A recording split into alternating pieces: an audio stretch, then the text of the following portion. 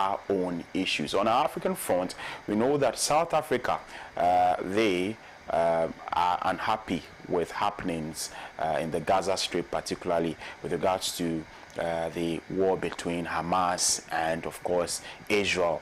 This is a matter that has been sent to the International Justice Court, and I think proceedings are ongoing, and they want, or they are making a number of demands.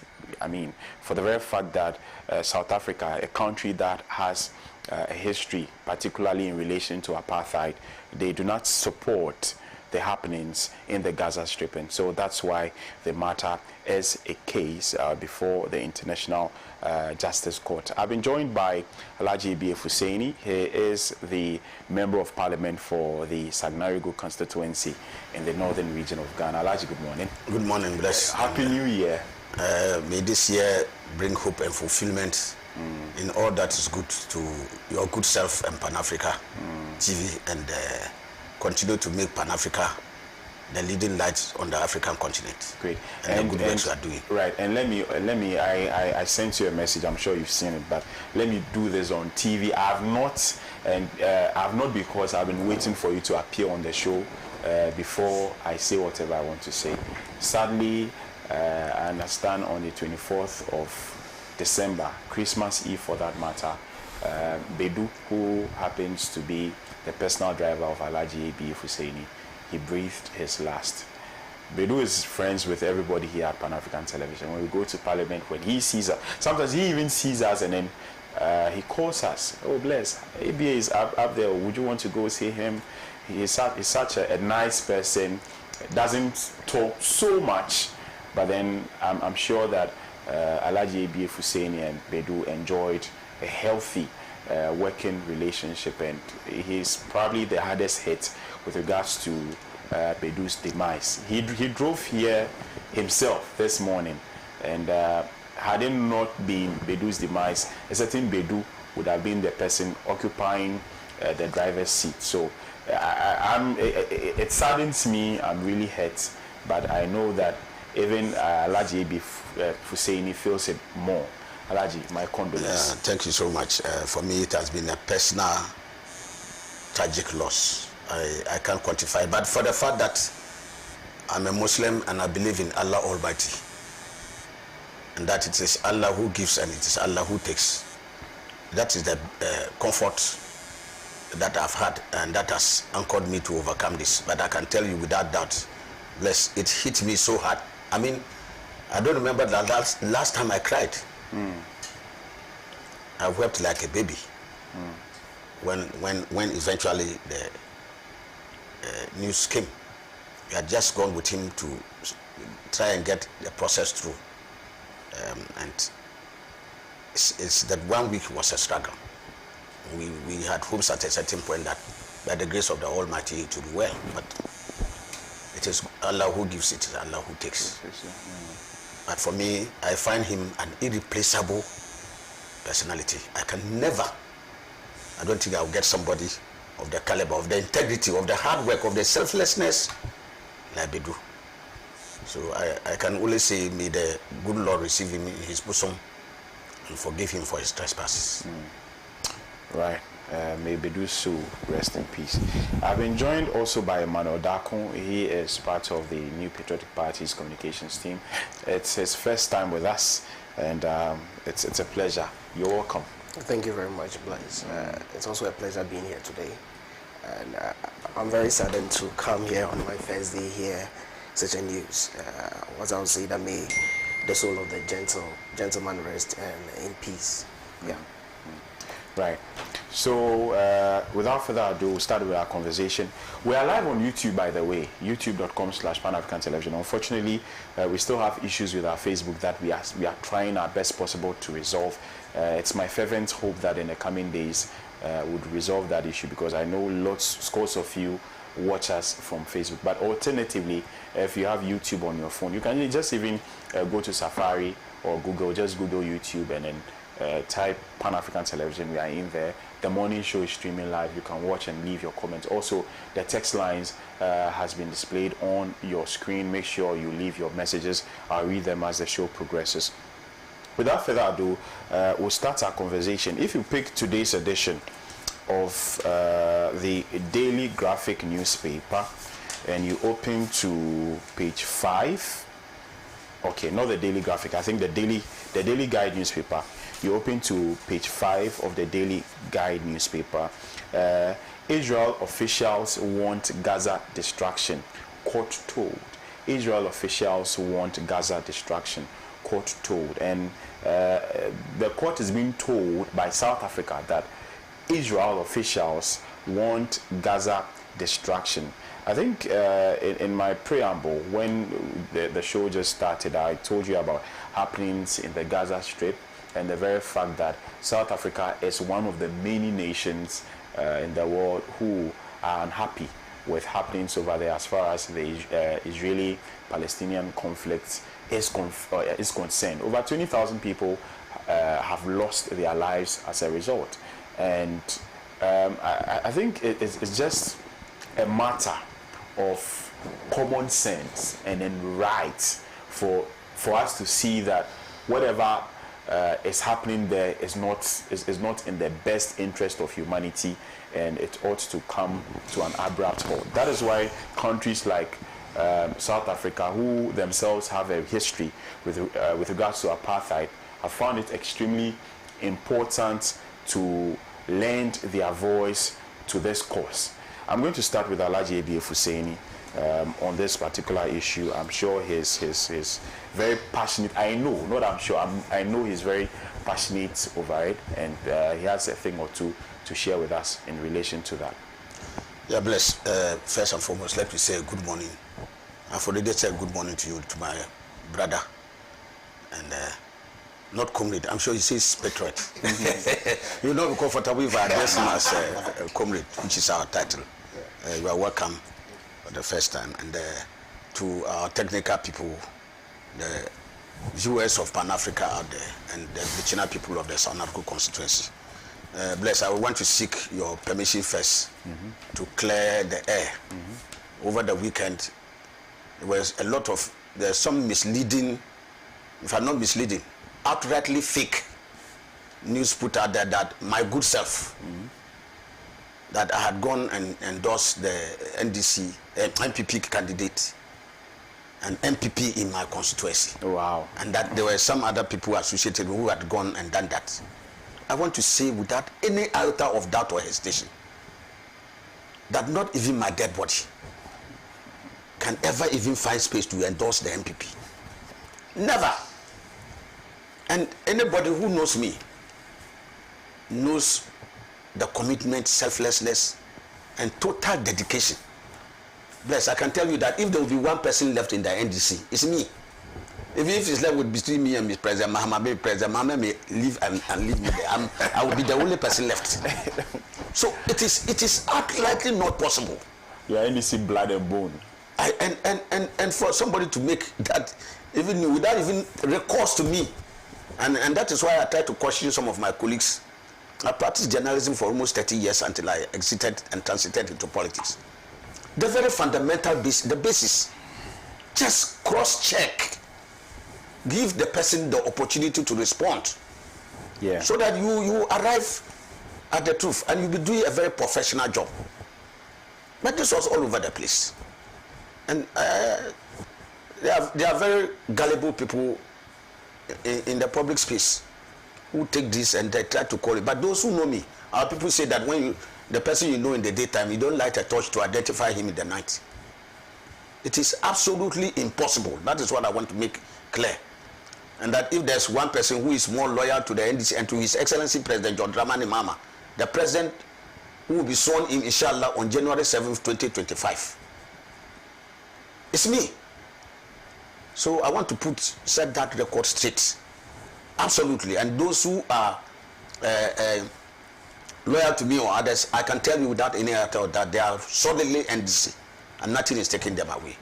I know in these games people will play also those funny cards, but my brother, If you have a good head and you think your head is strong, you don't measure it with an articulator on the road. It will crash you. So those things will crash. And I think that we should leave it and get to the substance. What is happening in Gaza, for which the subject matter of which South Africa has gone to the International Court of Justice. Bless, let me first and foremost salute South Africa and the government of President Cyril Ramaphosa and the ANC. I know the EFF also has similar sentiments. Comrade Malema's party, they are also in league with what is happening. I salute South Africa because they have had the courage. Okay, the Palestinians are Arabs. I haven't seen any Arab country take up that mantle in the fight like South Africa has done. Okay, and I want to salute South Africa particularly because they have been so vilified by especially a few Western nations that see the course South Africa is charting. You remember not too long ago, they tried to implicate South Africa that they had were involved in some arms shipment in Ukraine and all those, just to malign the government of President Cyril Ramaphosa.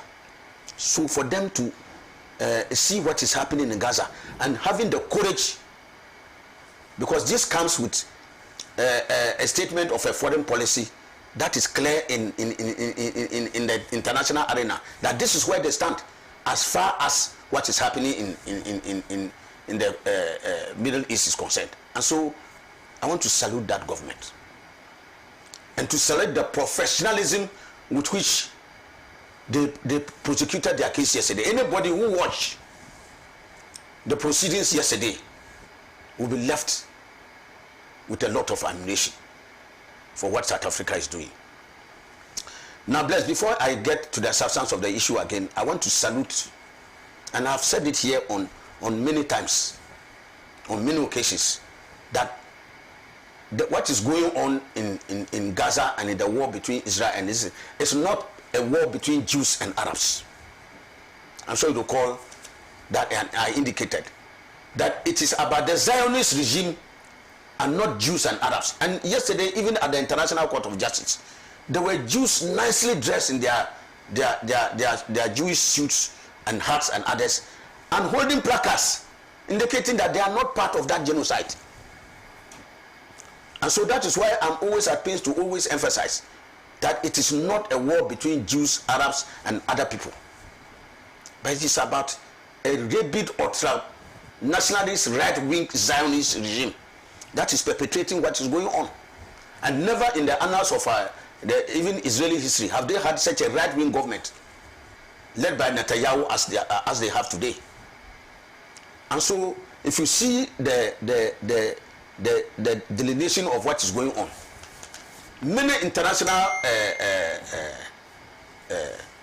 human rights experts, there were interviews carried across the world, and they said, this, I'm quoting them, this is textbook genocide.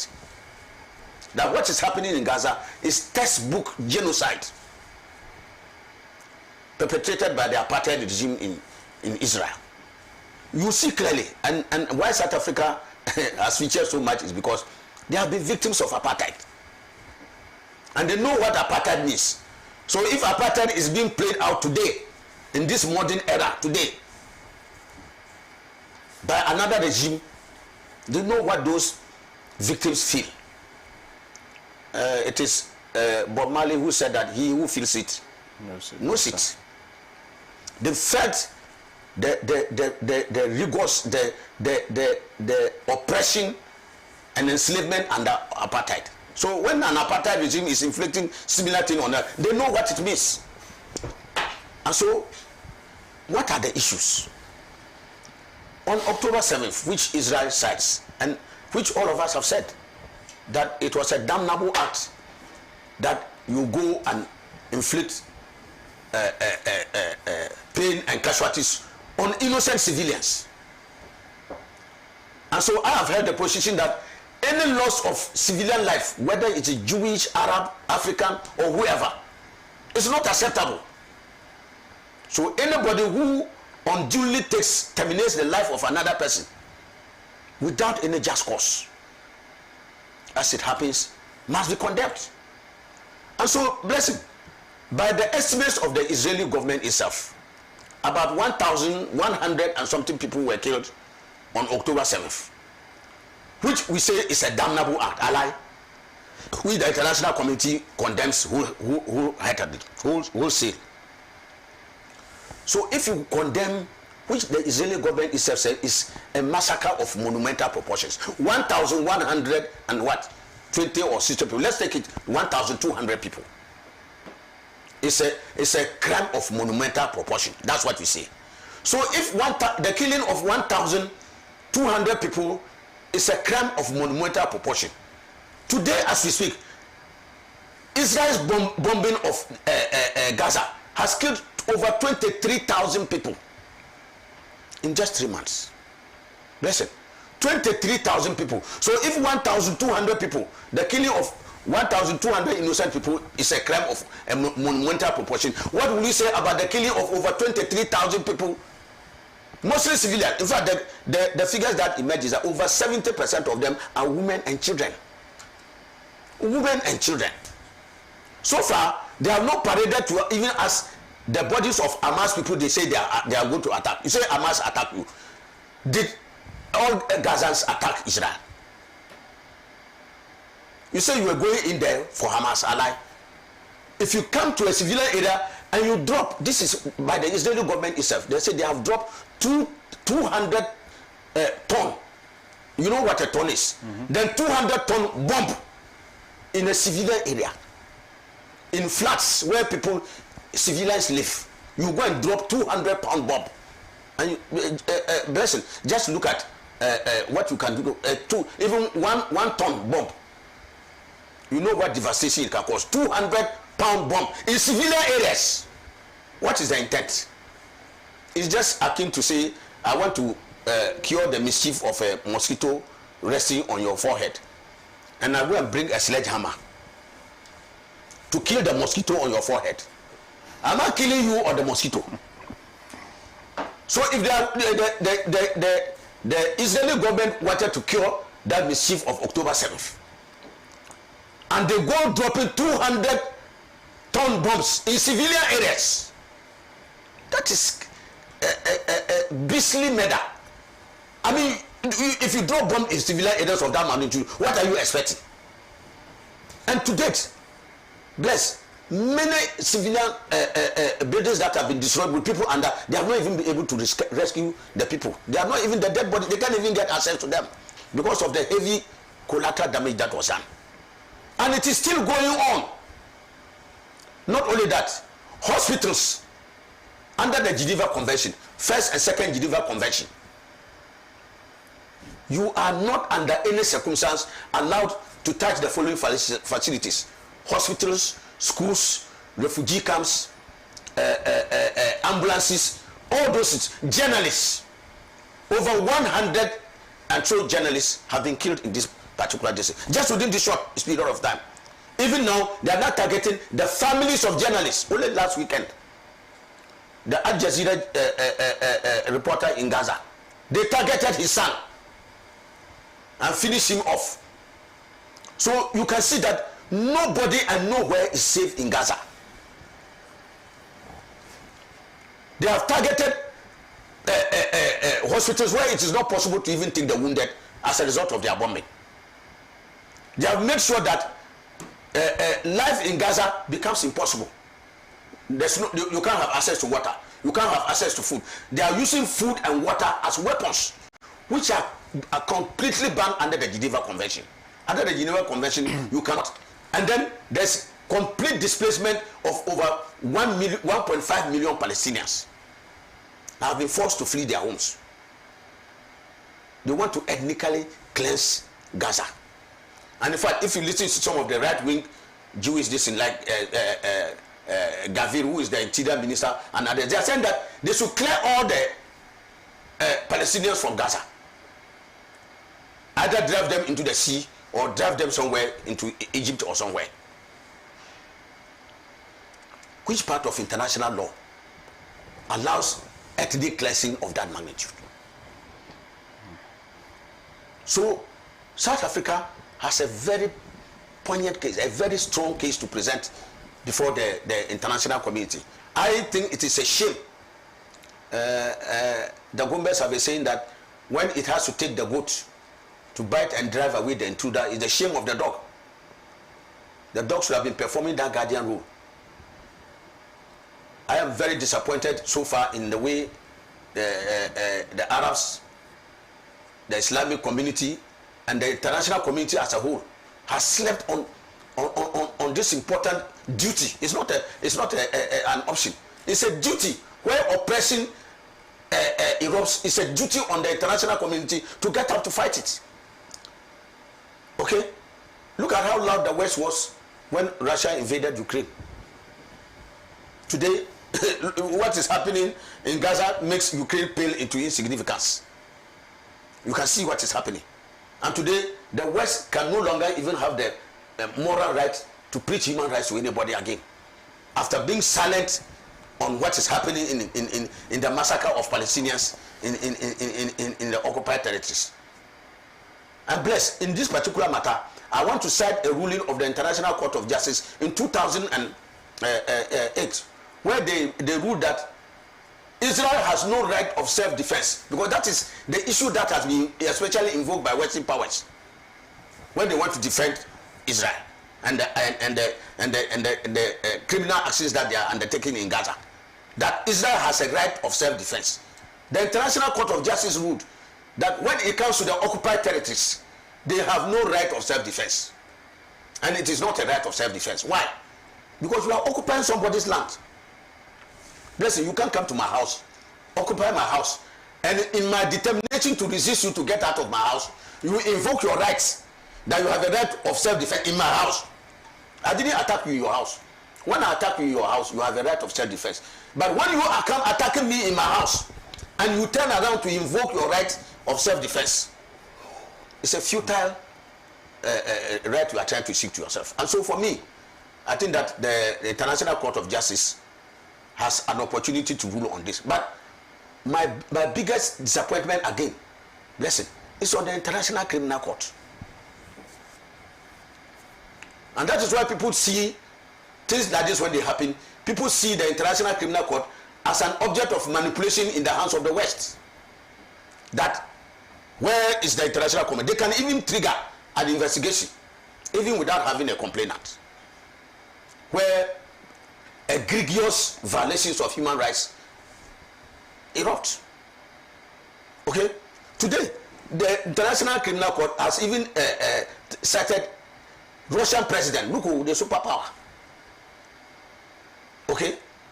And look at what is happening in Palestine, and the International Criminal Court is silent. There have been even journalists and others who have gone to the International Criminal Court to launch complaints about the violations of human rights that is going on in Palestine in general and in what do you call it, Gaza in particular. And take note, where did the incident happen? In Gaza, alive. Today as we speak, more than 200 and something people have been killed in the West Bank. You know that the Palestinian territories are made out of the West Bank, which has borders with Jordan, and then Gaza, which has an outlet to the sea. It happened in Gaza. Today as we speak, they are killing Palestinians in the West Bank. What crime have they also committed? And like I said, is collective punishment ever accepted anywhere? That let's say let's assume without admitting, your son goes to commit some trouble, and they come to your house and they arrest and beat up all of you in the house. Where is that principle of collective punishment accepted anywhere on the face of this earth? But that is what is happening in the Palestinian territory. And if you come to look at the contradiction of this matter, that before 1948 there was no state of Israel. Through the Balfour Declarations and others, where the Britain as a colonial power in Palestine used its mandate, the transition of the United Nations, to work a way for the state of Israel to be created, for Jews to be settled in Palestine. It was Palestinian land that was divided in 1948. They divided the land into two and said one half of it will belong to Israel, a Jewish state for Israel, and then the other half, the Palestinian state, for Arabs. Of course, there were even resistances and others about why people's land should be taken for that. But at the end of it, it was settled at the United Nations. And the state of Israel was created in 1948 with half of Palestinian lands. Today, the other half that should have belonged to the Palestinians is being taken over by the Jews. I'm sure you are aware of an illegal violation of international law, where settlers are now even forcibly evicting Palestinians from their lands and increasingly taking over their land. Because the Zionist movement vision is that in the next few years, there should be no viable land for the Palestinians to claim that they can use as a state. So they can only do that through land grabbing. They are grabbing the lands of the Palestinians, forcing them and evicting them out of the place, so that there will be no viable land to create a state of Palestine. That is what is going on, and that is why this particular matter has erupted to the surface. And so for me, I think the courage South Africa has exhibited, the justice-inspired action they have taken, deserve a lot of commendation, especially for those of us who are, as Africans and others, who have suffered colonial oppression, apartheid, and all those negative policies that have impacted on our lives. And I think that all of us ought to be very proud that it is an African country of the entire international community. It is an African country that has stood at the forefront, that has dared to question the unspeakable brutality of Israel in the Gaza Strip as far as this war is concerned. I salute South Africa and President Cyril Ramaphosa, the ANC, the EFF, and all the progressive forces of the South African entity that have stepped forward. And I salute the lawyers. Yesterday, the presentation, if you watch it, they presented the case clearly, where you could see clearly that genocide was being committed. And the proportion that anybody would want to say that because of October 7th, there existed a pretext to do what they are doing today is completely untenable. So for me, the International Court of Justice, the ball is now in their court to let justice prevail for the entire world to know that Israel has no justification for doing what they are doing today, and that they should be called to order, and the needless loss of lives that are being perpetrated by them in Gaza needs to come to a speedy end, and for this unjust war to be brought to an end, and for the lives of innocent Palestinians to be protected by the international community. This is a duty. It is not an option for the international community. They have failed so far woefully to assert the rights of Palestinians, and I think that this is a shame on us. South Africa is trying to redeem that shame, and I think they deserve the support of all of us. All right, thank you very much, Alhaji B. for saying it excellently delivered. Let me come to you, Mr. Emmanuel Darko. Yeah, thank you very much, Bless. For this issue of Israel and Palestine, I've not really followed it with keen interest, but for me, with my personal stand, I think it is a war against humanity, because for the past 3 months, over 20,000 people to be losing their lives, I think is so sad. And as Honorable clearly said, it's most of these people are women who are very vulnerable and children. These are future leaders who are losing their lives. These are people who could have changed the fortunes of this who could have changed the fortunes of Palestine. These are mothers who could have given birth to future leaders. And what they are doing currently goes against the Sustainable Development Goal 16. It talks about peace, justice, and strong institution. So what are our international community doing about this issue? Just recently, I read when the World Health Organization want to send some medical aid, some foodstuffs to Palestine, but it seems Israel is not giving them the way to sail through to reach out to these people. I think it's so sad. I think that the international community should speak more to this issue. They should speak more to this issue, and then we should bring finality to this, because as I stated earlier, this is war against humanity, and it's so sad for us as a country, as a continent, to be talking about war at this moment whilst we are in the fourth industrial revolution. We should be thinking about developing this world.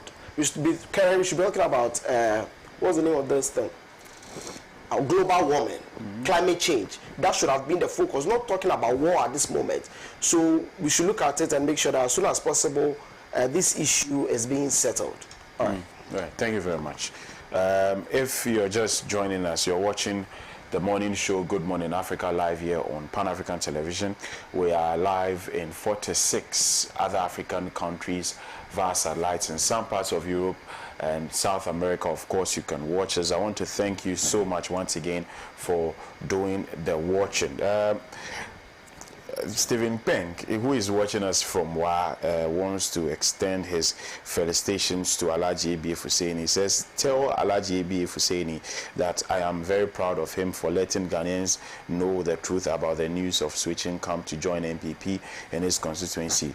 Kudos for your steadfastness, Alhaji ABF Hussaini. Thank you very much, Stephen Peng. I know, of course, of you are already sending messages via WhatsApp. I'll read them shortly, but we'll move away from the conversation in relation to the International Court of Justice and the case that South Africa has presented to it in relation to the Israel-Hamas conflict. And we'll come back to Ghana, and because we have a lot of issues here to deal with ourselves, we shall be talking about the GRA-SML deal. The GRA-SML deal. I think it was about a week or so ago, I think it was on January 2nd January, that the president, yes, he directed an investigation, or an audit I should say, into the deal.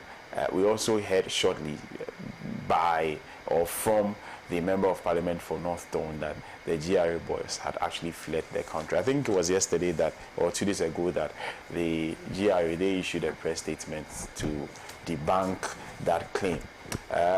We are going to get into the conversation about this whole deal, particularly what it entails. We've not actually had time to discuss it at length on the show here on Good Morning Africa, but this morning we shall. We will be understanding exactly what the deal is about as well. I'm very glad that I have an MPP rep here. He's very well versed, or he's abreast of the issues in relation to this deal. But Alhaji ABF Hussaini is a member of Parliament, and I know in his heart that this is one deal that he is vehemently opposed to. He will tell us the reasons for which he is against the SML deal. Alhaji. Yeah, thank you very much. You see, I think we have lost even count of the scandals and deals that have been made, unfortunately, under President Nana Akufo-Addo, right under his watch.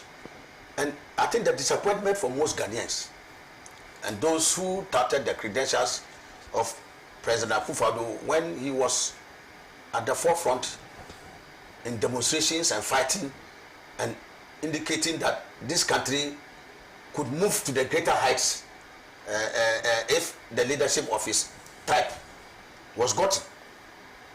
Only for him to assume the reins of government, and we have never seen in the annals of our history scandals under a government such as this, to the point that today it is a matter of record. My brother, I'm not the one saying it, but the man himself he appointed as the special prosecutor to carry out the fight against corruption labeled the president as the mother serpent of corruption. This is Honorable Martin Amidu. So I'm not the one who is saying it. This particular matter, blessing, if you are a human being of any conscience, knowing where the country is today, the suffering and misery of Ghanaians, the inability of Ghanaians, many families, to put food on the table, even one for their families, the collapse of Ghanaian businesses, the inability of government itself to create jobs. If you put all this together and you have conscience, you will not think that anybody would have even attempted to think of prosecuting a monumental scandal such as this. Look, this SML deal we are talking about is about revenue assurance, which many, this is in the petroleum sector. In fact, I when this came out, long before that,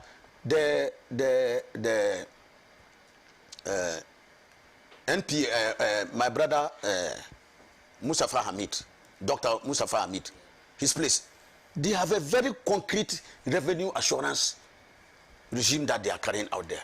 Solid. That attests to the good job that is being done there in respect of matters such as this. They can follow you to the last pin. So, what work was SML going to do in this matter?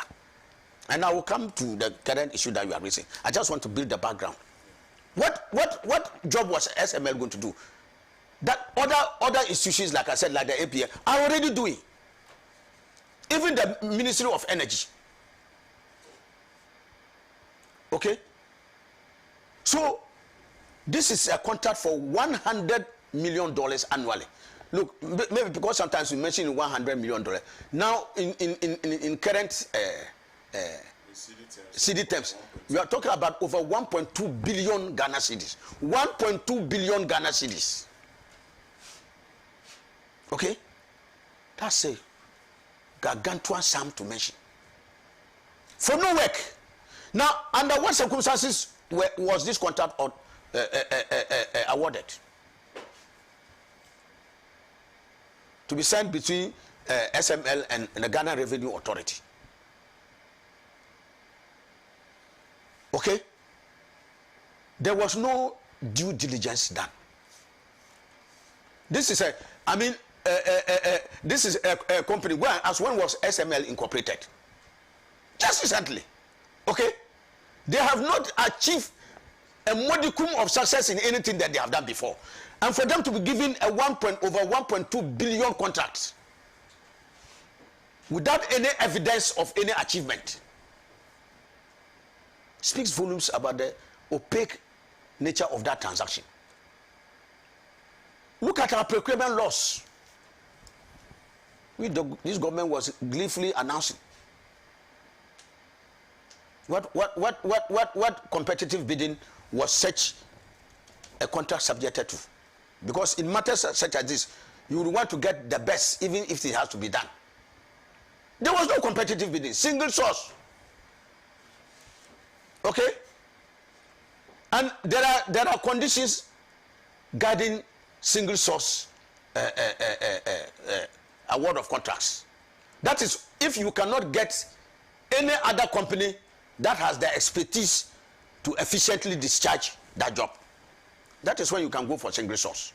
This company that has no record is bereft of any record. How did they get that stature to be given that single source? Fraud. So you can see that it's underlain by fraud. There was no value for money audit done to authenticate that if we give this job to these people, it will serve the national interest better. Zilch. Fraud. This matter, to all intents and purposes, should have come before Parliament. It needed parliamentary approval. It never showed up anywhere near the doors of Parliament. So if you take all the ingredients that go into a decent award of contract for which value for money we inure to the benefit of the state, they failed in all material instances. So this was a fraudulent contract to begin with. Okay? Now let's come back to this matter about the GRA issuing a face-saving, hypocritical, shameless statement to try and whitewash this dirty deal that the chief, the Director General, I think his position is Director General for the Ghana Revenue Authority, Commissioner General, thank you very much, my brother. Commissioner General was running away from. What did Honorable Okudzeto Ablakwa say? He said that on the 3rd of January, the GRA boss, together with members of his nuclear family, had boarded flights outside the country. He did so at a time when and let me place it on record, before we rose from Parliament, Parliament had taken a decision to set out a committee to probe the SML deal. So as we speak now, the matter is before Parliament for investigations. The president had done nothing when this matter came up until Parliament instituted a probe into the matter.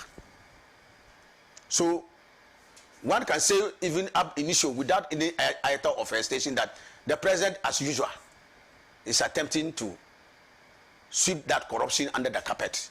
He's attempting to whitewash it. He's attempting to once again use his powers as a clearing agent to clear those who were complicit in this outrightly corrupt acts and paint them white.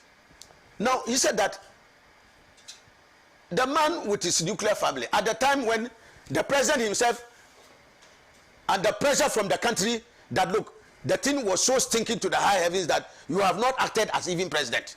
Notwithstanding the fact that Parliament has taken a step, other civil society organizations and others, everybody is up in arms, including some members of his administration are not happy about this scandalous deal. Then he decided in a last-minute face-saving manner to say that KPMG should do an investigation. So, bless. This is the background to the thing. Honorable Okudzeto said that the Commissioner General and members of the nuclear family on the 3rd of January took a Portuguese airline and left the country. In the GRA statement, I haven't seen any denial of what Comrade Okudzeto said. Did he leave the country with his nuclear family on that same date through that Portuguese airline that he talked about? Did he travel with his ordinary passport? Because if he's going on duty, he normally uses his diplomatic passport. He has a diplomatic passport. Did all those material things Honorable Okudzeto described take place, which the GRA completely failed to touch on? Now in their statement, they said he was taking a 6-day leave. He traveled on the 3rd. The 3rd was a working day. So calculate the 6 days. When did that elapse? I can say without any iota of doubt that but for Honorable Okudzeto's revelation, the man would still have been outside the country. It is upon his revelation that pressure mounted. Hey, Master, the country is agog that you have run away. If you don't come back, Master, we are in trouble. So come back, let people know that you are in the jurisdiction so that you can use that to debunk the decision. That is what happened. So, but for Okudzeto's decision, in fact, Honorable Okudzeto has saved this country so much, because I can tell you that this man would have run away as he did without this thing coming out. So look at even the 6-day thing they have said. It doesn't wash. It went beyond even the 6 days they are talking about. Okay? And blessing, tell me, when an institution, have you ever seen a chief warrior who is supposed to lead his warriors in battlefield, fleeing the battlefield with his family on the day it mattered? There is an investigation supposed to be going on. to which your institution is at the helm of, at the center of that investigation. Why? You remember in similar things like when they were even trying to drag Honorable Collins Dauda to court. They seized his passport. His passport was supposed to be detained so that he cannot travel. Is that not the case? What happened to this man when this investigation was supposed to be going on? Should he have left the country?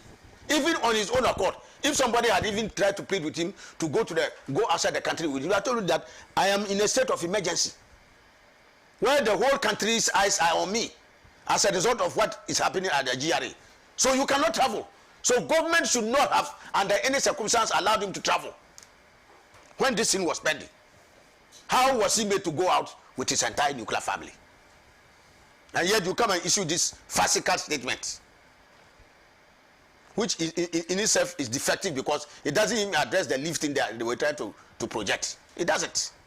And it even speaks volume that an organization such as the GRA, which should be protecting our revenue and our resources, are undermining our revenue generation in a manner such as this, with this farcical and corruption-ridden deal like the SML deal. So clearly for me, the GRA has done itself great disservice, even with this attempt to rationalize the action of their boss with this statement that they have issued.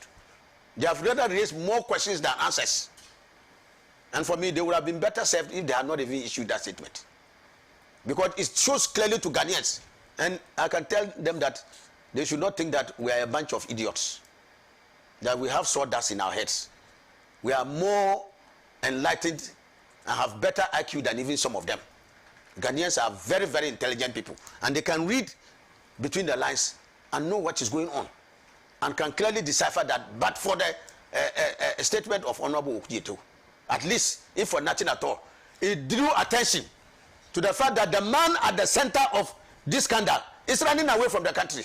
At least he's leaving the country. If he's not running away, at least he's leaving the country. And he should not be leaving the country at this material time when his presence here is needed to facilitate and further the investigations that are supposed to be carried out, both by Parliament and what the President has sought to do with KPMG. So for me, the broader picture it brings to the fore, bless, is that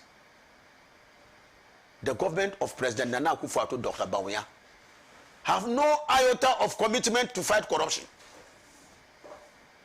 On the contrary, the evidence that has emerged, not only from this and that, but the numerous corruption scandals, and the verdict of the special prosecutor and others.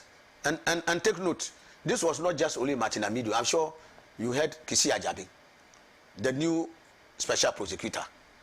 I'm sure you heard his lamentations about the frustrations in even fighting corruption under this government.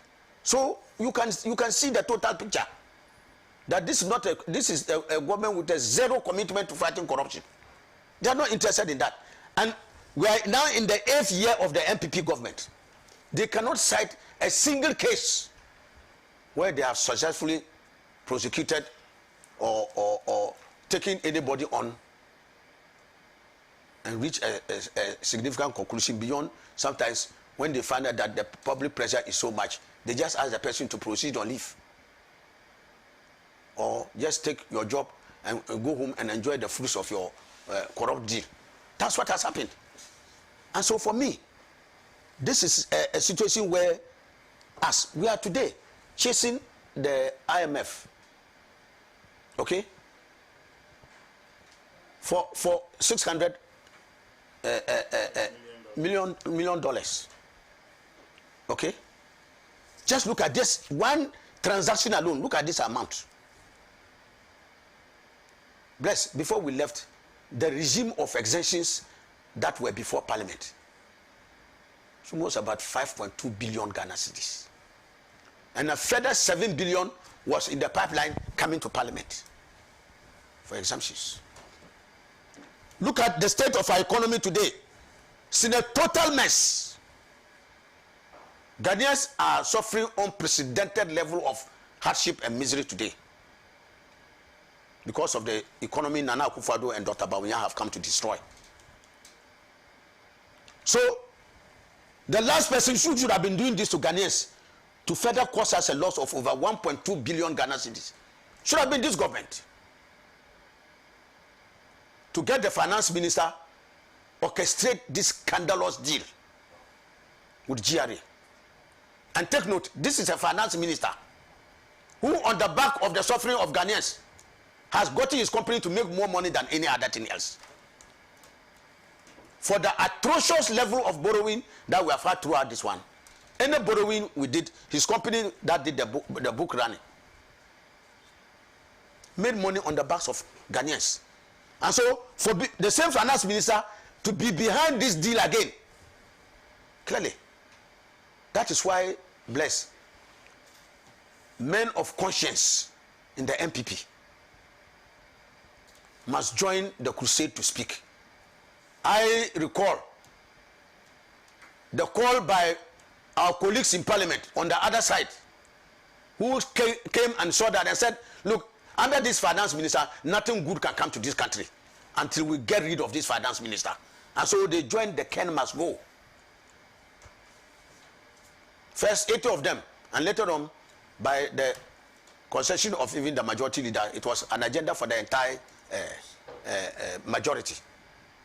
They saw the wisdom and the light that this man and his economic management team under Dr. Bawumia were a disaster for this country.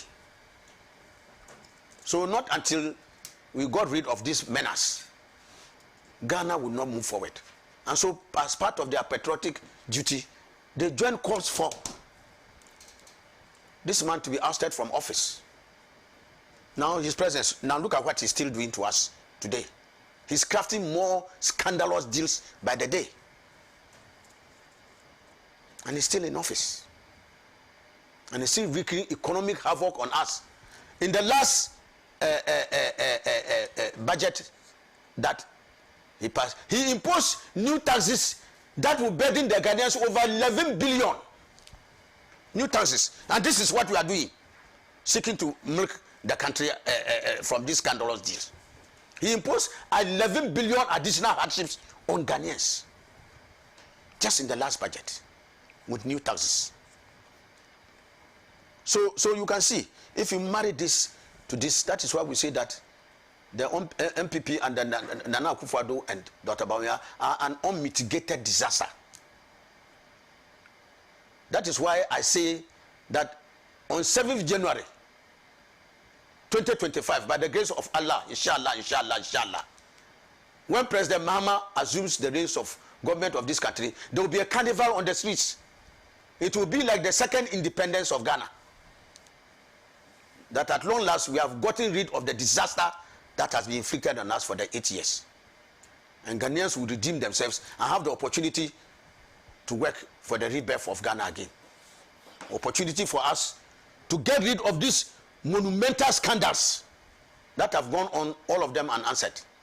And bless, take it from some of us, by the grace of Allah Almighty, as long as we remain alive, we shall demand accountability for all these issues that have gone even unnoticed under Nana Akufo-Addo and Dr. Bawumia, because partly they are the masters of those acts.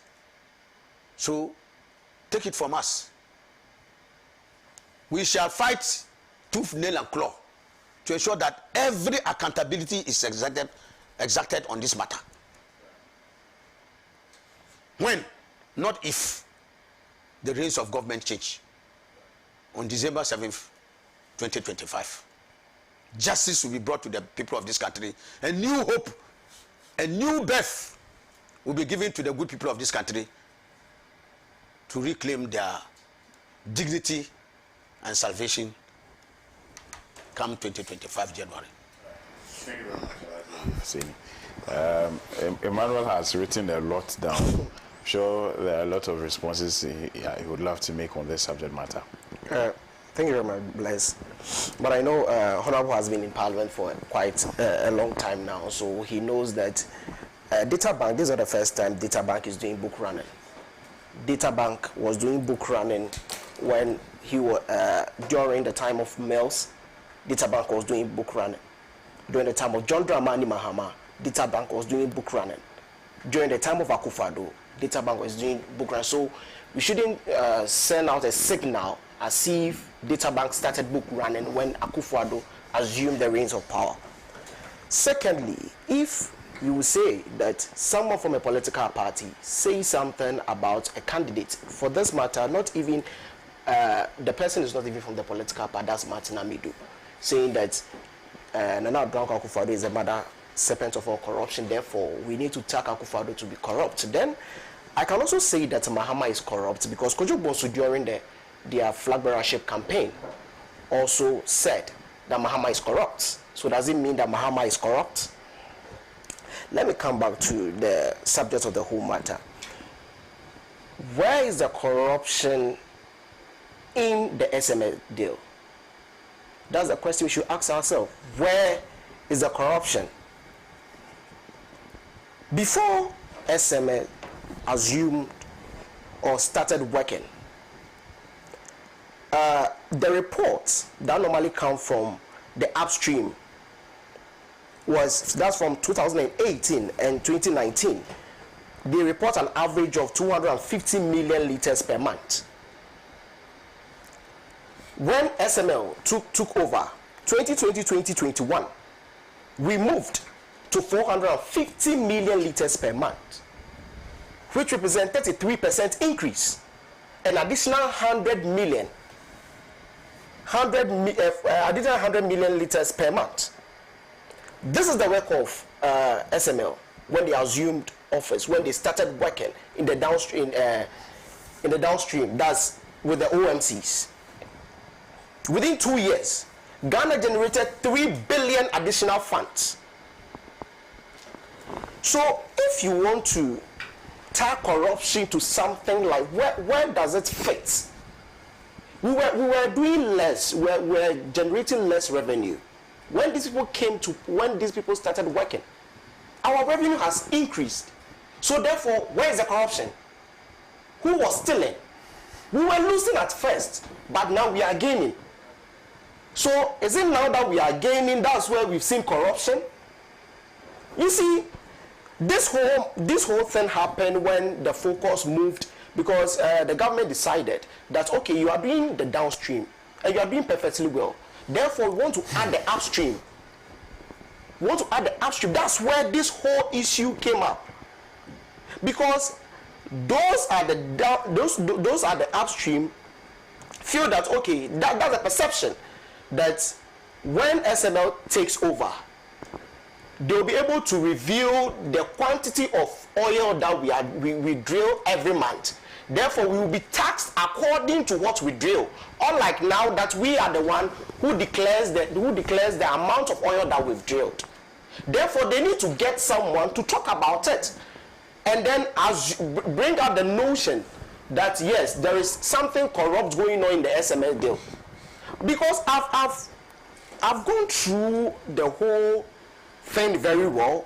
I've really tried my possible best to get the corrupt ingredient in the whole thing. But what I only hear is corrupt, it's corrupt, it's corrupt. But they are not able to pinpoint where the corruption is. They are not able to pinpoint where the corruption is.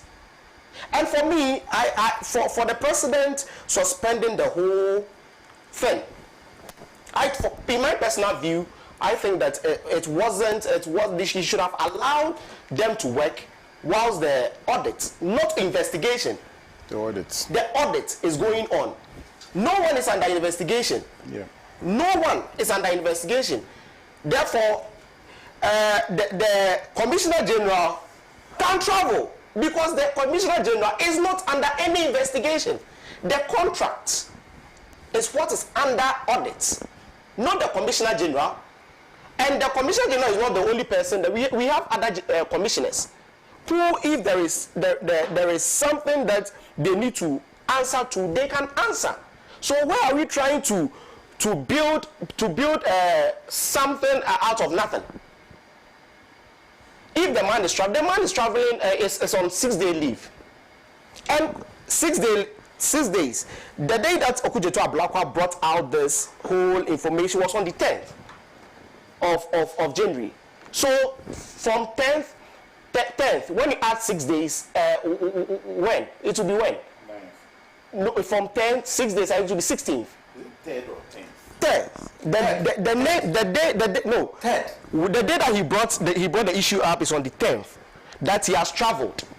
Yes. But that's what I read from his page, that he's traveling.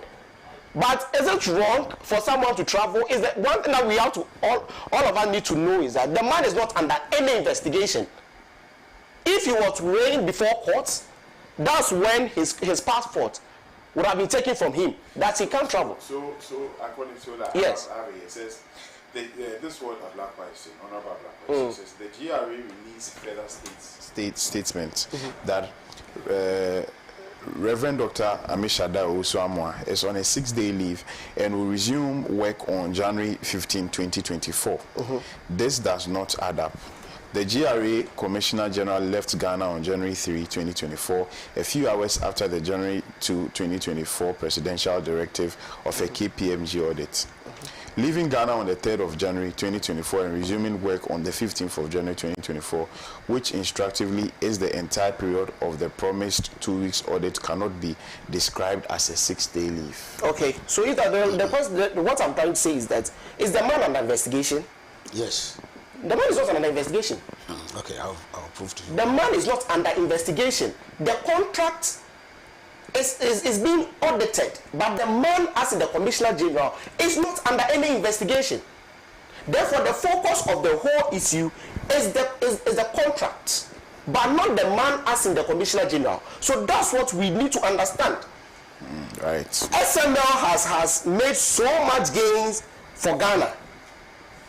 Looking at when they were contracted in 2019, looking at the benefit that we've gotten from downstream, looking at the increase of revenue for Ghana, this some money that was going down the drain into the pockets of some people that the country was losing. But today, we are able to get all this money, over 3 billion Ghana cedis. If the council is saying that if you don't have anything good to say about SML, this is not what we should be doing. We trying to say that we see there is a place that I have difficulty in the whole issue. When the report came out, that SML has been contracted, their contract seems to be fraudulent, or there is some corruption related thing. Corruption. First of all, the reporter indicated that the contract is 10 years, but in reality, the contract is 5 years. Secondly, he made us understand that the SML will be getting this 100 million per year annually, something like, I've forgotten the actual figure. $100 million. Yes, but the actual contract is performance based, and SML is the one financing almost everything. So if SMS does the work and there is no profit at the end, you SML, you are not getting anything out of it. So how you perform is how the government will pay you. Bless. What is the corrupt element in these things? Where is the corruption? For me, I think that when there is no problem, NDC wants us to understand that there are problems. They want to be heard. They want to tag. You know, whenever I listen to every NDC person, they just force to tag the president, the vice president with corruption. But these are people that you can't tag them with corruption. These are people that you can't finger them in anything corruption unless you allege. Not like there was a time that a president in this country initiated an investigation on his vice president, that's Atta Mills, during the Airbus scandal. He initiated an investigation concerning the Airbus scandal. And you can go online, everything is there. If I can pull it also to you and for you to see. And what was the outcome? I'm just saying that there was an initiation of what's the name, investigation, but the man died and he took over as president. Why didn't he proceeded, or why didn't he continue the process of the investigation? So when you ask me that what was the outcome, he should be asking John Dramani Mahama that what was the outcome of the investigation. Because you're seeking to tie him, and I said there was nothing tying him. No, I'm saying that he became the president after the man lost his life.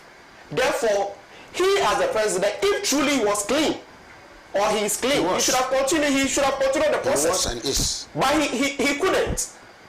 When we talk about the issue of corruption, NDC are not the kind of people that they should be talking about corruption. Because we can mention corruption upon corruption. Today, openly is in court.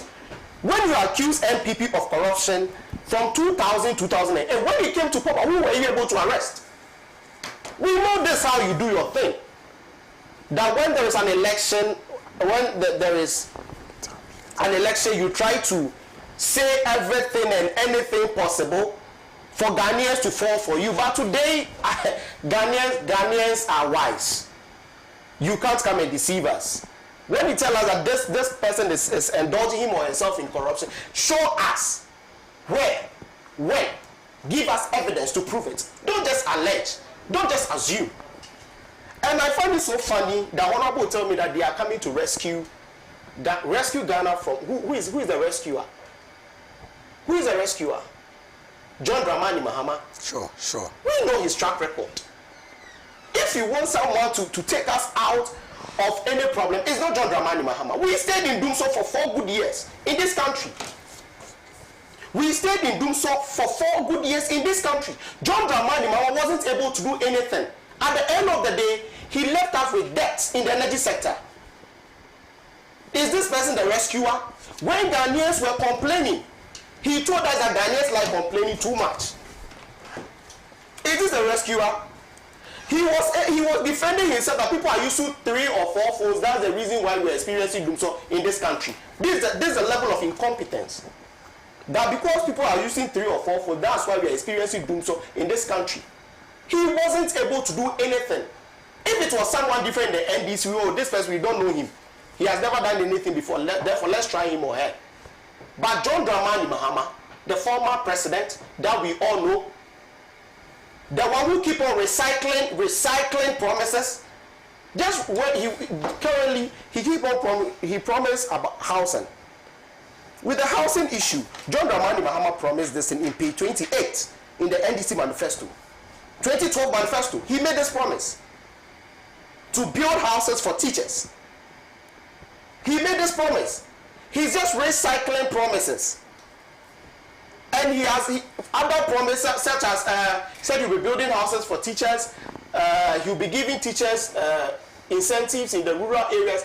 These are promises that he made in 2012. He took office but couldn't do anything. Therefore, if you want a rescuer, it's not John Dramani Mahama. Because he has a track record of failing his promises. There is nothing new about him. I'll end my submission by saying that, listen, the SMA bill, there is nothing wrong with it. But as we live in a democratic era, therefore, when people have doubts about issues, we need to give them the way to know whether what they are thinking is true or not. But first of all, the accuser himself is not speaking the truth. You brought an allegation with fake evidence. That should have even ended the whole conversation. But we are giving them the benefit of the doubt. We are so optimistic that KPMG will come out with with its result. And at the end, GRA will be verified. The finance minister, who has done nothing wrong. I'm very shocked that we are mentioning the finance minister in such a very clean deal. The finance minister, when you accused him some time ago, when he came before Parliament, you couldn't bring out any evidence against this man. There was no evidence you were able to produce against this man. Therefore, sometimes I find it so worrying when you are trying your possible best to accuse this clean man about something. By the end, I'm so positive that the NPP, who are always thinking to bring to Ghanaians value for money,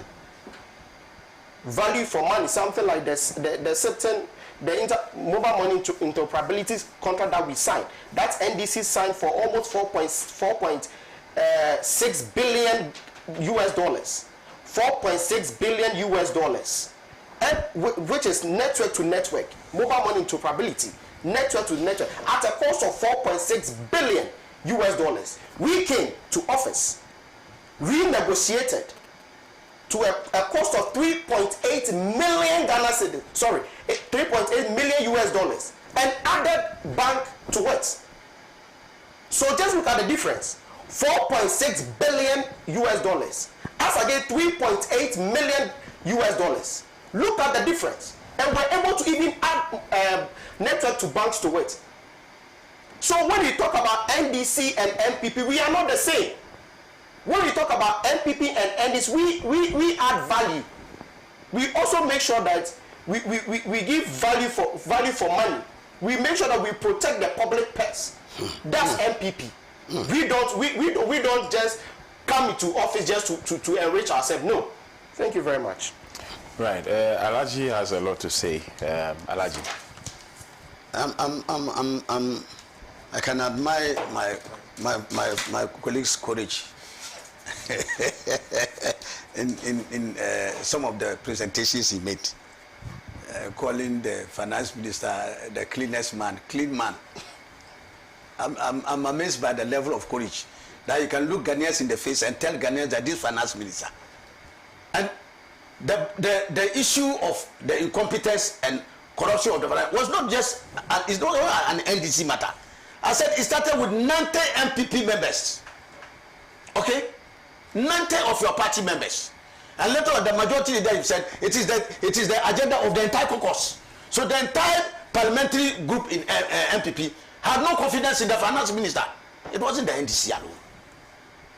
So the man who had died in the market, you don't need to announce his demise. His funeral is out there for everybody. So I don't know where you get this into tout the credentials of. You see, when President Mahama was leaving office on 7th January 2017, he made a profound statement. Very simple, but pregnant with meaning, that posterity will be my judge. My brother, today, they are lighting lanterns and looking for President Mahama in daylight. You see, a lie is like pregnancy. The older it grows, the more exposed it becomes. For all the things President Nana Akufo-Addo touted when he was in opposition, he has been exposed today. If he hadn't gotten the opportunity to be president, Ghanaians would have said, this is the best president we never had. But God wanted to show us who he really is. Today, look at the mess he and Dr. Bawumia have left the country. Absolute mess. Ghana has never seen such opprobrium and shame, hardship and misery of Ghanaians. Never in the annals of our country's history have we seen what we are going today. My brother, have we ever been ashamed before the international community that we can't pay our debts? Show me when we did that as a country. Nobody has mismanaged the economy to a point that we can't pay our debts. Never. So this is the most classic mismanagement you can ever think about, where we are not in position to pay our debts. And nobody wants to do business with you when you cannot even pay your debts. No wonder Ghana is living in this terrible isolation. My brother, I don't want to belabor the point. Just ask. He said the Commissioner General is not under investigation. He is. He is. I told you before that, number one, Parliament instituted a probe before the President even brought this last minute afterthought KPMG. Parliament, before we rose, instituted a probe into the SML scandal. So it is pending as we speak now. He is supposed to appear before the parliamentary committee probing the SMLG. But it's not an investigation. It's not the investigation. You said when you say a probe, probe is what? SML's deal, but not the man as in. Because who signed it? About signing. Who signed the SML deal for GRA? Who signed it? Honorable, you have to get. You have to know. I'm just asking you. That I am asking you who signed it. Investigation. Who signed it? If he's the one who signed it, listen. Master, are you by any sense telling me that if you go and sign something and matters related to the thing are coming, you are not I'm not under investigation. What? No, I'm not under investigation. How can you make that argument? The bill is being audited. But it's not under investigation. I told you that Parliament has set up a probe. I'm not talking about the president. The president is an afterthought. Houses say it's because it's money. I can't say it. Houses say to Sabaya Kashi. You bring out the bad air after the thing itself has come out. What is that? Because the president was not committed to doing anything about it. Look at how long it has taken for him to react. It's a shame that somebody who touted his anti-corruption credentials has come for 8 years. He can show us one story of corruption he has fought. Tell me which one. You are the MPP. Which one has been successful for 8 years? And so MPP 8 years, you have all been angels. That's what you are saying. But you yourself, you even laugh at that. No. You can't assume that not a single example to show. No, you can't assume that somebody is engaging in corruption. You have to have your facts. I just told you that, unlike compare him to President Mama. So the thing I agree with you absolutely is that MPP and NDC, we are not the same. Exactly. The NDC has a better record of anti-corruption, of managing the economy. Look, the worst economic performance under the aegis of the Fourth Republic on an annual basis is on the MPP and Dr. Babuya. The worst economic performance. 2020, 0.4% economic growth. Right. That's the worst. Okay? The best economic performance has been under NDC. 2011, 14.1%. No government has equaled that record. Go and check. So when we are talking about management of the economy, you don't come anywhere. And I just told you, nobody has so catastrophically mismanaged the economy like we have done. Today, never in the annals of our country's history, not even under the military government of Kena Champo, when they came and announced Yetpia. You remember? Yeah. Okay, maybe you are too young. I've heard. Yes, Yetpia. Yeah. But even the Yetpia, it was reversed. So, since Ghana became independent, even from the time of Diogo the Azabuja, and when they came with agreements, we have never reneged on our liabilities, on our debt. Never. These people have come and put us into colossal shame, where Ghana is now seen as an ostracized country in the League of International Nations. Never in our annals have we suffered that level of shame. So I think that what he's saying, look, I told you one of the things that they did.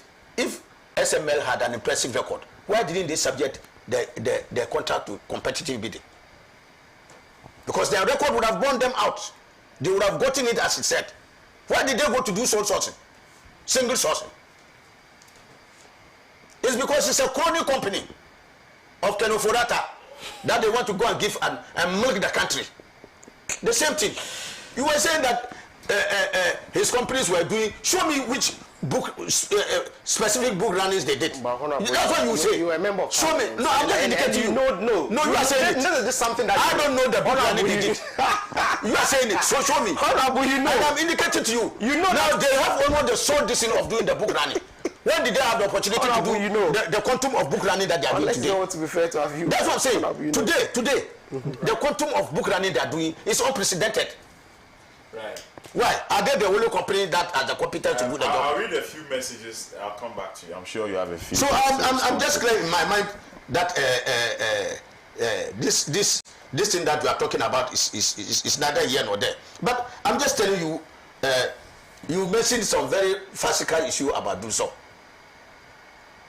Have you forgotten this country? Once upon a time, we assembled reverend ministers and pastors at the Akosombo Dam to pray for him to fill the voter dam. Can you remember that? My brother? Can you remember that? We assembled pastors, reverend ministers, even some of them we imported them from abroad. That they were, because they are abroad, they are nearer to God. They should come here and pray, and we took them to the Akosombo Dam to pray for the voter lake to be filled. Was it under an NDC government? You know whose government was that? That was under President Kufuor. Dumso. So Dumso predates President John Dramani Mahama long before. Okay? the credit of President Mahama, he came and said that, look, I accept that Dumso is a national problem, and I, President Mahama, have taken the bull by the horns. I am going to solve the problem. And Massa, before June 2016, there was no longer Dumso. Before June 2016? Before. All right. Okay? The matter was effectively resolved and cancelled out. President Mahama is on record as the president who solved Dumso. Okay. Even when your man who said when he greets you in the morning, look at the position of the sun before you respond, came to make that. He himself asserted that why should we praise President Mahama for resolving Dumso? That is the job he's supposed to have done. So it's on record that President Mahama tackled. And what did he do? He did put the petroleum sector from the transmitting sector and make sure that we got enough generation equipment. I can't bless. I'm sure that one is a matter of record. The number of generation plants, to the point that you people came and accused that we had gotten over capacity, that we had excess capacity of this thing we are not using. You see, so you can't have your mouth full of water and you are blowing to the candle fire. So I think that your case, I beg you, leave it there. President Mahama has shown enough initiative and capacity. Look at, he just mentioned one word, and the MPP can never sleep ever since then. 24-hour economy. Ever since he made that 24-hour, Bawumia was so dazed, he went to say that it's job bar. He didn't understand. He had no inkling or iota of understanding. He said it's job bar President Mahama is going to operate. You see, this is a president of vision, drive, and initiative. And we are going to see it. All the things that you are talking about is he's told teacher when he come, he will do this. President Mahama is a man of his word. He said in 2012. When we in NDC say this is a bill, we are holding it by the balls. Okay? Right. And so clearly, my brother, no, the MPP and NDC can never be the same. You are nowhere near. I'll read a few messages. I'll come back to you, but I'll read a few messages. This one here says, good morning. I think what my younger brother is not understanding is that the interest is on the contract of the SMLD, not the operation. So if the contract goes against any procurement laws, please do not call, I beg you. If the contract goes against any procurement laws, they should be dealt with. They didn't go to. Brad Saga sent this message. Good morning, Bless. Please ask the NPP rep to call a spade. Dr. Bawumia, who is the head of the economic management team, watches the finance minister milk the country in this manner. Bless. Dr. Bawumia, by all standards, is not qualified to lead as a president of this country. 24-hour economy is coming. You didn't tell me your name and where you sent this message from. Okay. Please kindly tell the NPP to stop provoking Ghanaians. They should be ashamed of themselves for what they are saying. Right, this one too, you didn't tell me your name. Please kindly add your names to your messages, I beg you, and keep it as decorous as possible. Right. Good morning, Pan African TV. I'm Foster Bonsarija from Bolga. Please tell the NPP man to stop this kind of politics. Our brains have matured enough. At this stage of the NPP, you should be talking about something viable to the people, but not to talk in favor of your party, that the president and his vice president are innocent in corruption. Okay, thank you. You did not tell me. Okay, Foster, thank you so much, Foster, for your messages. Please, if you send messages and you insult, I find it extremely difficult. I have to sieve it. It becomes difficult for me. I beg you. Let's be as decorous as possible. Okay. If the NPP says they haven't come to enrich themselves, we are aware of how loans due to Ghana were channeled through the finance minister's bank. Okay, thank you very much for your message. This one here says, good morning, Bless. Please ask your message. Your message is not so clear, unfortunately. Okay, right. Let me read some more. Good morning. For the information of your panelists, evidence of wrongdoing against Ken Ofori Atta was available when he appeared before the Parliamentary Vetting Committee. Honorable Sam Okujeto had the report of the Serious Fraud Office, SFO.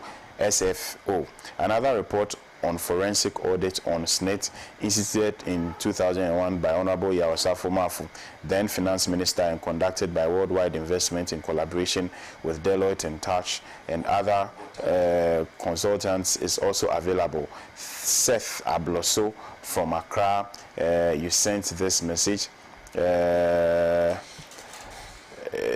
Please tell the MPP rep that telling untruth in his submission renders his entire submission unbelievable because it is premised on lies. Andy from Taifa Junction. Good morning, Andy, and many thanks for doing the watching. Okay, there are so many messages actually, and they all want to ask you questions.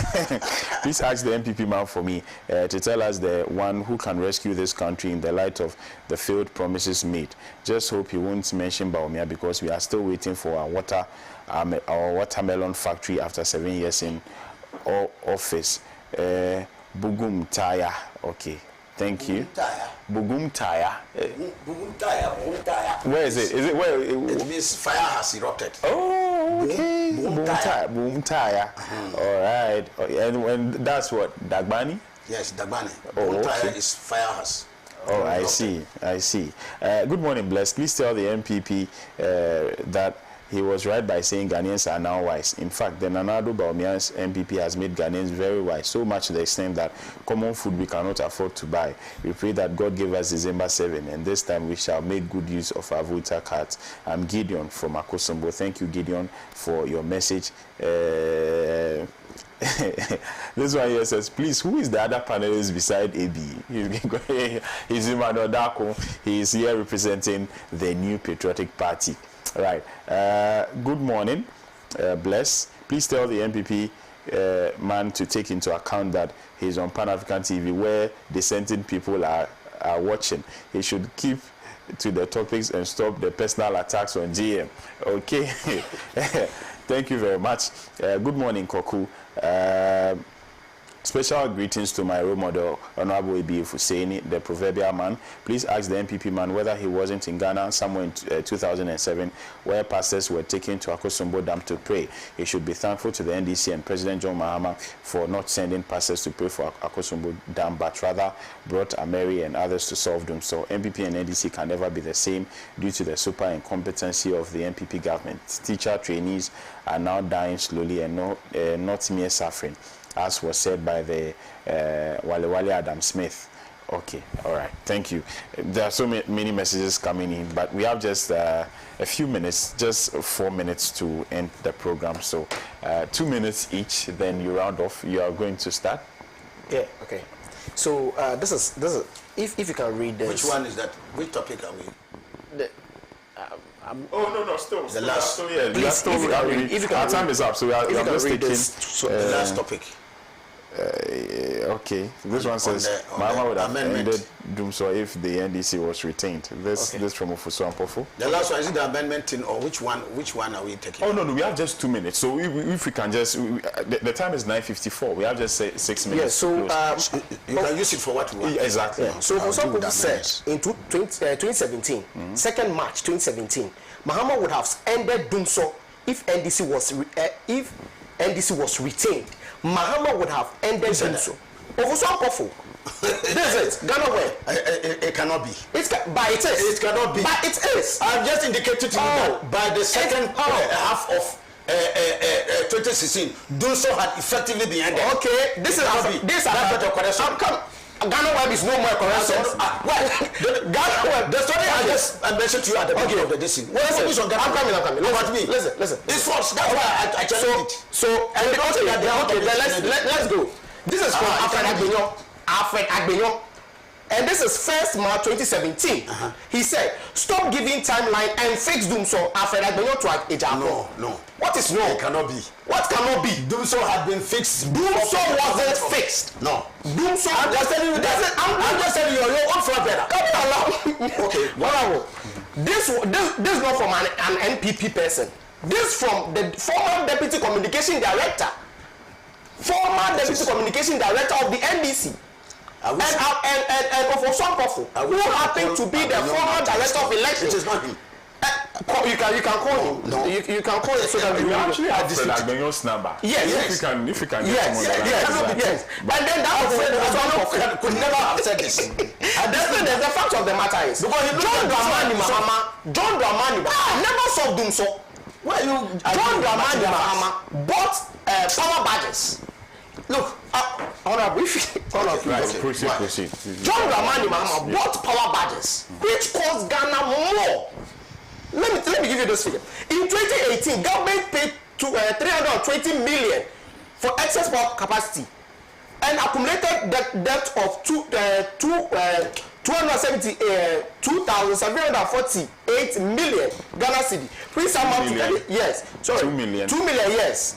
Ghana cedi, which amount 33% of our 2018 taxes. Let me tell you, John Dramani Mahama bought power badges. He did that. No one is disputing that. But he even bought it because he was in a hurry to let Ghanaian assume or find it, oh, he has solved them. So he bought so much to the extent that Ghana went into debt because of the power badges that so he bought excess. He bought excess. Okay. You see, So that was okay. Well, let him finish. So that was the thing. He would have solved this in some years ago. Maybe when he came in 2013. He would have started processing. When he separated the Ministry of Power from the Ministry of Energy, we thought something good was coming out of it. But at the end, the ministry was collapsed because there was someone who was placed there who didn't even know the work that he has to do. But when we were about to go into an election, that was when John Dramani Mahama did all this thing. So when an NDC tell me that they are the ones who solved the doom, so I find it so funny. Honorable was saying that they are the good managers of the economy. Blessing managers. Okay, blessing. These are the inflation rates. In 2017, it was 11.67. 2014, 15.49. 2015, 17.15. 2016, 17.45. This NDC's record. When it comes to MPP, 2017, 12.35. 2018, 7.81. 2019, 7.14. 2020, 9.8889. And when it comes to, I want to come back to when it skyrocketed. The is actually skyrocketed to 53. The 2 minutes. The time. It's under our watch. It's under our watch. We are not the bank. It's under our watch. But you are a member of parliament, so you know that that's what the doing of the government. Globally. Oh, honorable. Right. Don't do this to us. Right. Globally, you know the economy. Global economy was and you know that. So when it comes to management of the economy, NDC can't compare themselves to the NPC. Right. Yes, right. We have our flaws, but NDC can never compare themselves to us. Listen, when Daria is going around the house, he's looking for the landlord. The culmination is what we are talking about. You are touting, you did this inflation and ended with what inflation? 54.1%. By now 23%. Unprecedented in the annals of our country city. And it's attributed to what? Global what? You know. Cote d'Ivoire, yeah. Cote d'Ivoire, our neighbors here. What is the inflation rate? Single digit. It's through your crass incompetence. Why? Cote d'Ivoire, are they not subjected to external factors? The same thing. Burkina Faso. Their inflation increase. Resource start Burkina Faso here. Okay. What is the inflation rate? You think that COVID attacked only Ghana? They were insulated from COVID. When you can't carry your head, you are blaming your head part. It is clear. It's their crass incompetence, greed and corruption. They cannot manage the economy. That's why we are in such a terrible mess. Because the sum total of all the things you are reading is that you have made Ghana bankrupt. You have made Ghana broke. You have rendered our economy in shambles. And put our lives and the lives of millions of Ghanaians in jeopardy. Unprecedented level of suffering and misery, never in the annals of our country's history. These are your studied records.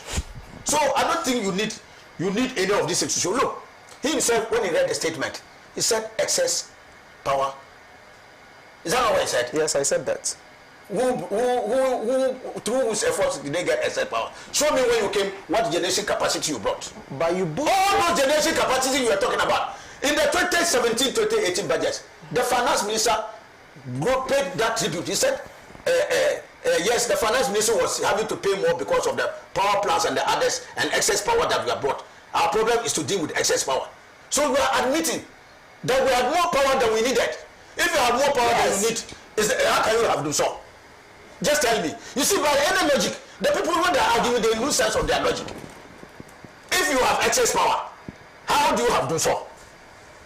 What is done so?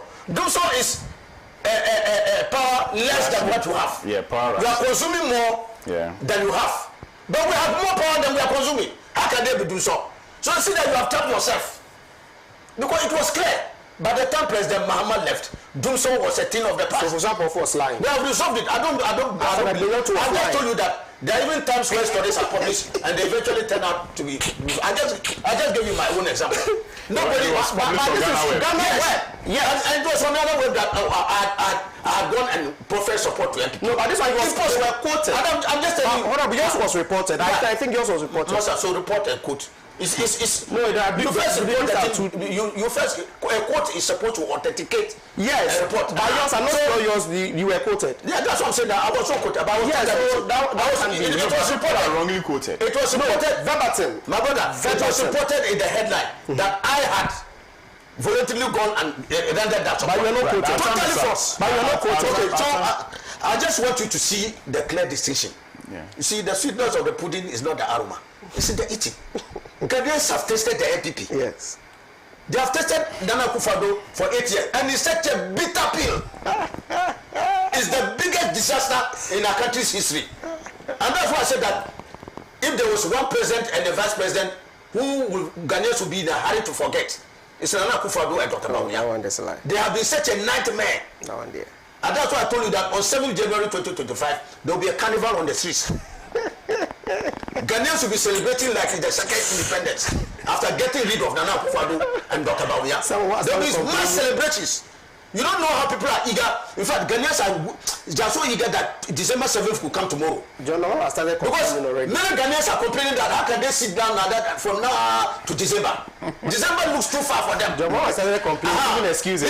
December is looking too far for them to get rid of this crass incompetence and national disaster. Right. I'm saying that if there was one area NADMO should manage, it's the Jubilee House. It's a disaster. Thank you. The Jubilee House is a disaster. This is why we draw curtains on this week's edition of Good Morning Africa. It's been, it's been quite the end to the week, if you ask me, as far as the newspaper review segment of the show is concerned. My name is Kokwalo Maso.